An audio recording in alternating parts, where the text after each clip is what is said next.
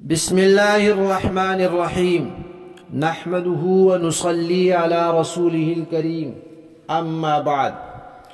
پیارے پیارے بچوں، ننے منے پھولو، اللہ تعالیٰ آپ سب کو ہمیشہ خوش رکھیں اور اللہ تعالیٰ فلسطین کے مسلمانوں کو آزادی، کامیابی اور عافیت نصیب فرمائیں۔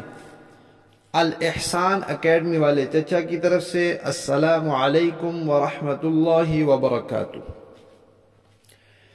پیارے بچوں، آج ہماری کہانی کا عنوان ہے نبی پاک صلی اللہ علیہ وسلم کا سلام۔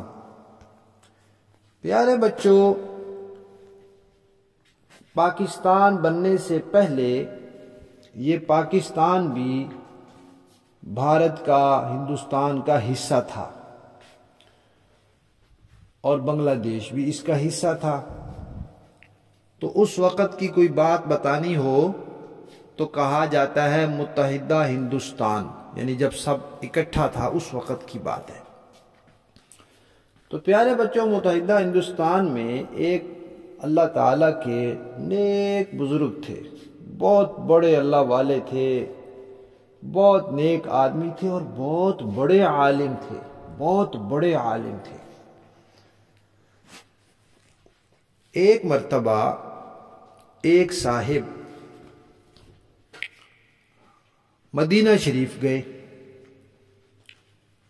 وہاں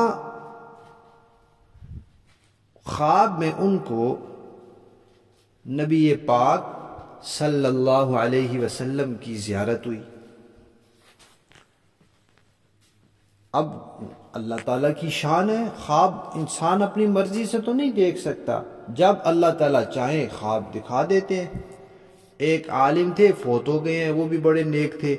وہ کہتے ہیں ایک دفعہ میرے سکول کے امتحان ہو رہے تھے، میں سکول میں پڑھتا تھا، تو رات کو مجھے خواب میں وہ پرچہ نظر آیا جو سوالیہ تھا، جس کا اگلے دن امتحان تھا۔ تو جب میں اٹھا تو مجھے وہ سوال یاد تھے، میں نے ان کی تیاری کی۔ جب امتحان گاہ میں گیا تو وہی سوال آئے ہوئے تھے، بالکل جو رات کو خواب میں نظر آئے تھے۔ اب ایک دن تو نظر آ گیا، اب دوسرے دن تو خواب تو اپنی مرضی سے نہیں آتا نا، تو کہتے ہیں اس کے بعد نہیں آیا، باقی جتنے پرچے تھے ان میں خواب نہیں آیا۔ تو کیونکہ خواب انسان کے اختیار میں نہیں ہوتا، اللہ تعالیٰ کی طرف سے ہوتا ہے۔ تو اب وہ بندہ تھا، وہ یہاں ہوتا تو بھی اللہ تعالیٰ اس کو خواب دکھا سکتے تھے، لیکن یہاں نہیں دکھایا۔ جب وہ بندہ مدینہ شریف گیا تو وہاں اللہ تعالیٰ نے اس کو خواب میں نبی پاک صلی اللہ علیہ وسلم کی زیارت کرا دی۔ اور پیارے بچوں، آپ کو پتہ ہے کہ نبی پاک صلی اللہ علیہ وسلم نے فرمایا تھا کہ جو خواب میں مجھے دیکھے گا نا، وہ مجھے ہی دیکھے گا، کسی اور کو دیکھنے کی ہو سکتا ہے کہ شیطان کسی اور کی شکل بنا کے آیا ہو، کسی نے دیکھا کسی آدمی کو تو سمجھا کہ وہ ہے، لیکن شیطان اس کی شکل بنا کے خواب میں آ جائے۔ لیکن نبی پاک صلی اللہ علیہ وسلم کی مبارک صورت وہ شیطان کبھی بھی نہیں بنا سکتا خبیث۔ تو اس لیے آپ صلی اللہ علیہ وسلم نے فرمایا کہ جس نے خواب میں مجھے دیکھا اس نے پھر مجھے ہی دیکھا۔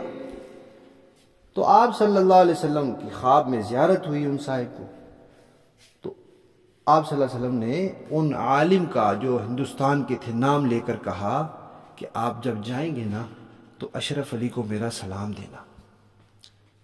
انہوں نے کہا جی ٹھیک ہے، وہ جانتے تو نہیں تھے۔ اب وہ صاحب بیدار ہوئے، جاگ آئی ان کو۔ تو وہاں سے جب وہ واپس اپنے ملک آئے تو انہوں نے آ کر پوچھا کہ یہاں اشرف علی صاحب کون ہے؟ تو لوگوں نے ان کو بتایا کہ یہاں فلاں ایک علاقہ ہے، وہاں وہ ان کی خانقاہ ہے، وہ اللہ کے نیک بندے ہیں، وہاں رہتے۔ پھر وہ صاحب وہاں پہنچے اور جا کر ان سے ملاقات کی اور ان سے عرض کیا کہ میں مدینہ شریف گیا تھا تو خواب میں نبی پاک صلی اللہ علیہ وسلم کی زیارت ہوئی تھی، تو انہوں نے کہا تھا کہ اشرف علی کو میرا سلام دینا۔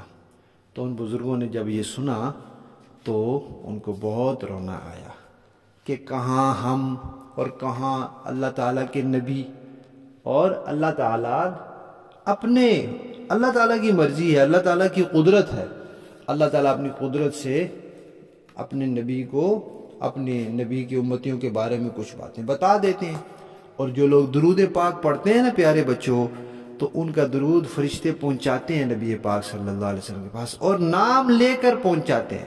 مثلا آپ میں سے کسی بچے کا نام ہے ابو بکر، اس کے ابو کا نام ہے عبد الحمید، تو فرشتے آپ جب وہ ابو بکر درود شریف پڑھے گا نا تو فرشتے لے جائیں گے اور جا کر پیش کریں گے کہ آپ کا ایک امتی ہے ابو بکر، اس کے ابو کا نام ہے عبد الحمید، اس نے یہ درود پاک آپ کی خدمت میں بھیجا ہے۔ تو جو جتنا زیادہ درود پڑھتا ہے اتنا زیادہ اس کا نام نبی پاک صلی اللہ علیہ وسلم کی خدمت میں جاتا ہے۔ تو جب ان عالم کو مولانا اشرف علی صاحب کو پتہ چلا تو وہ بہت روئے۔ پھر اس دن ان کی وہاں خانقاہ تھی، ان کے بہت سارے مرید تھے، تو انہوں نے ان سب کو کہا کہ بھئی آج ہم اپنے باقی سارے کام سارے معمولات چھوڑ دیں گے اور آج سارا دن ہم درود پاک پڑھیں گے، سارا دن ہم درود پاک پڑھیں گے، نبی پاک صلی اللہ علیہ وسلم کی خدمت میں ہدیہ بھیجیں گے، وہاں سے ہمیں سلام آیا ہے تو ہم بھی انشاءاللہ خوب درود شریف پڑھیں گے۔ تو پیارے بچوں، یہ تھا نبی پاک صلی اللہ علیہ وسلم کا سلام۔